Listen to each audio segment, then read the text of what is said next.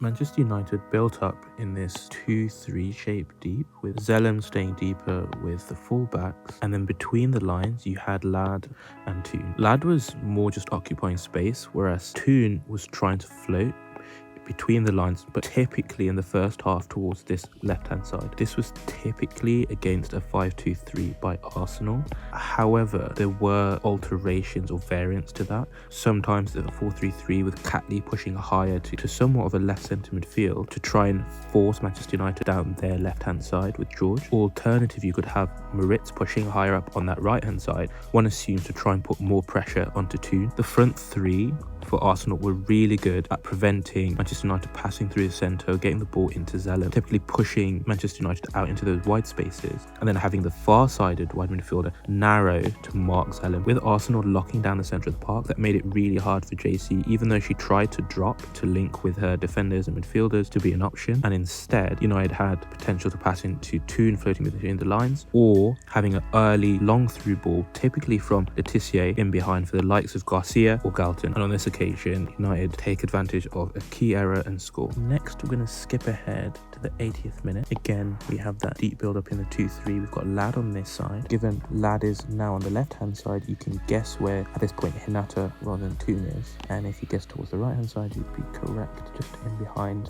Food at this point. But again, we've got Arsenal defending in that 5-2-3 shape. At this point, United were looking to try and play down the right hand side a lot more, despite McCabe being on that side and being unbelievably feisty. Unlike with Garcia, they're not really looking to play over the top for Mallard. Instead, she can drop off and play between the lines to combine with Hinata as well. United are able to maintain possession, setting up into that 2-3 midfield shape. As mentioned, typically they were playing it down this left-hand side with George pushing higher and basically taking up a left wing position, with Galton then being able to narrow and having Toon rather than Hinata combine on that left-hand side, with Zellum dropping to more like a left CDM and Lad playing also a little bit higher, so that they could combine on that left-hand side and have Garcia rather than Mallard at this point narrow from her right wing position into more of a centre forward position, such that as they combine on that left-hand side, yes, they could potentially cross if JC stayed centrally, or alternatively they could draw the Arsenal defenders across towards that side and then play in Garcia, hopefully on the blind side. Instead, at this point, United are trying to gamble, given just how difficult it is to beat Chelsea, and so they are still playing the 2-3, but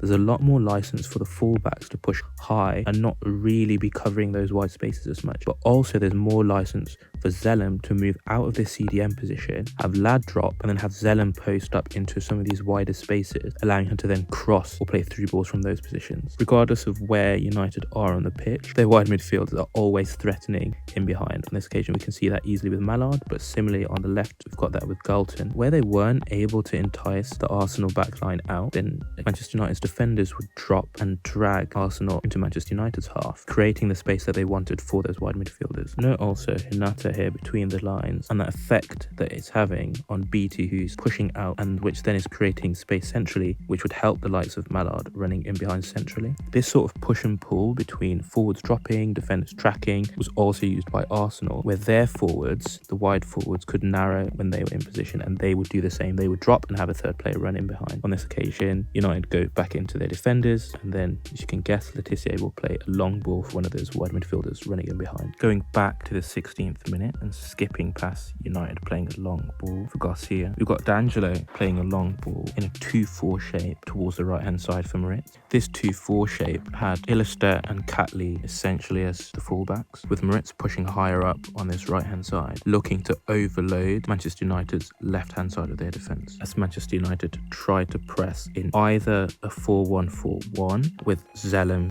the deeper of herself and Lad, or this 4-2-3-1 with JC pressing towards the touchline and trying to cut off passes back to D'Angelo. Eventually, Illister plays a long ball, trying to utilise Russo having a drop, drawing George up the pitch and isolating Blackstenius against the centre-backs in behind, whilst Little will narrow from her left-hand side, creating space for Catley far side. So Blackstenius was an absolute nuisance running in behind, although I am curious why they didn't set her up against Blundell more often, because other rapid opponents have shown that Blundell can't keep up with the quickest wide forwards in the WSL. Although the 5-2-3 did allow Arsenal to play Little and then later Barnum as centre midfielders in wide midfield positions, who would then have the option to drop into more of a midfield role when in possession. Here Arsenal are able to get Little to release Moritz high on that right hand side. You get to see Catley pushing up towards the left wing, as I mentioned, and Arsenal moving into that 3-2-5 shape with Palova and Walty as the CDMs ahead of the centre backs. In this scenario, I quite liked it because it showed that front five the freedom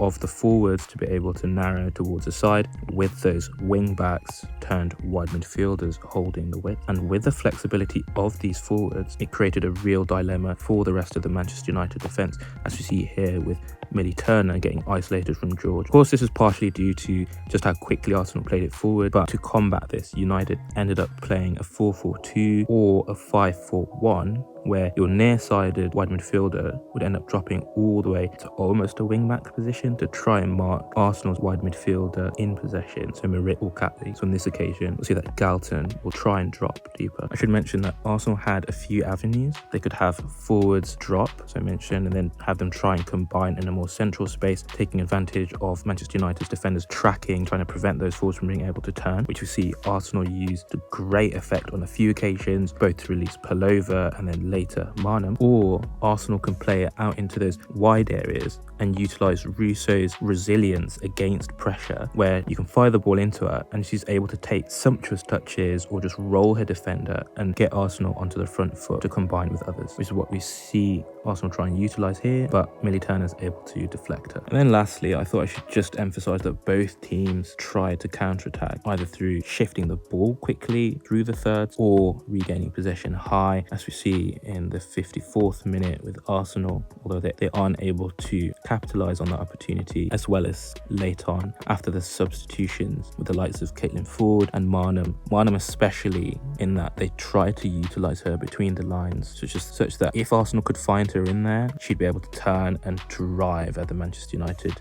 defense. And given Zellem is typically the CDM, that was quite a dangerous position for United. Anyway, with that, thanks for watching. If you've enjoyed the video, consider sharing on social media, subscribing, giving the video a like. It goes a really long way. And with that, we're out.